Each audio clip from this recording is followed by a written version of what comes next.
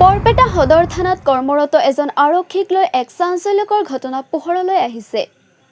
দুই সন্তানৰ পিতৃ তথা কনিষ্টেবল আব্দুল লতিফ আহমেদে বহুদিন ধৰি এগৰাকী হিন্দু মহিলাৰ সৈতে গোপনে সম্পৰ্ক চলাই অহা বুলি অভিযোগ উঠিছে। বাতৰি অনুসৰি আব্দুল লতিফে পৰিয়ালৰ অজ্ঞাতে বহুদিন ধৰি সেই মহিলাৰ সৈতে অবৈধ প্ৰেমৰ সম্পৰ্ক গঢ়ি তুলিছিল।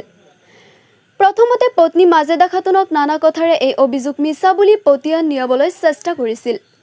সেই সময়ত পত্নী আৰু পৰিয়ালে তেওঁৰ কথা বিশ্বাস কৰিছিল, কিন্তু পিছলৈ আব্দুল লতিফে পৰিয়ালৰ পৰা দূৰে থাকি বৰপেটা চহৰৰ মুছলিম পট্টিত থকা কালুখান মাৰ্কেটৰ এটা কোঠাত ভাড়াতীয়া হিচাপে থাকি সেই মহিলাৰ সৈতে গোপনে প্ৰেম চলাই আছিল বুলি অভিযোগ উঠিছে।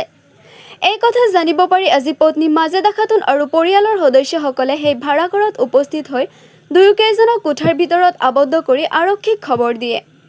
পিছত আৰক্ষী ঘটনাস্থলীত উপস্থিত হৈ দুয়োকেইজনক বৰপেটা সদৰ আৰক্ষী থানালৈ লৈ যায়।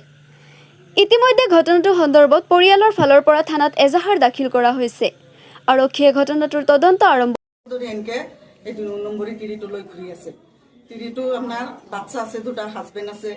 তাৰপিছত মোৰ মৰতটো আৰু একবাৰ মই হেৰি কৰাতে গম পাওঁতে আজি 7 মাহ আগত মই হেৰি কৰিলোঁ, মই এইটো মানা নাই বস্তুটো, মই বিৰাট চিৰিয়াছ হৈ গ'লোঁ।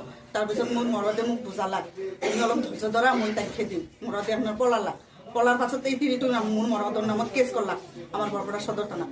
কেছ কৰাৰ পাছত 2 লাখ টকা লৈ গুচি যাওয়াৰ পাছতো আৰু এনেকে মনে মনে আজিৰ তাৰিখলৈকে এনেকে আনি আছে, ৰাখি আছে। তিৰিটোই বহুত অত্যাচাৰ কৰে, মাৰামাৰি কৰে, মোৰ ৰুমত যায়, 2 দিনো নাখে আৰু গুচি আহে। বিয়া পাতাৰ কোনো প্ৰুফ নাই। থানাত মই 2 নিছোঁ, আমাৰ এডিশ্যনেল বাইদেউৰ তাতে, বৰপেটাৰ এডিশ্যনেল বাইদেউৰ তাতে, বাইদেউৰ আগতো গৈছে, আমাৰ সদৰ থানাতো গৈছে, মোৰ কোনো প্ৰুফ নাই।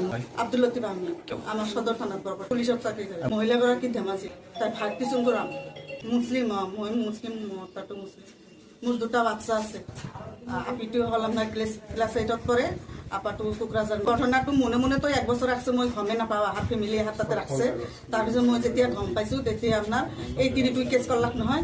কেছ কৰাৰ পাছত 2 লাখ টকা লৈ গুচি গ'ল। যোৱাৰ পাছত আৰু আজি গম পাইছোঁ। মই তাৰমানে এনেই বিচাৰি আছোঁ, ক'ত থাকে 6 মাহ ধৰি মোৰ একদম খবৰ লোৱা নাই। আজি আহি তিৰি মৰত 2টা একেলগে আছে, মই দেখা পালোঁ। মই লগে লগে হেৰি কৰি পুলিচত আইনৰ মাতি দিছোঁ।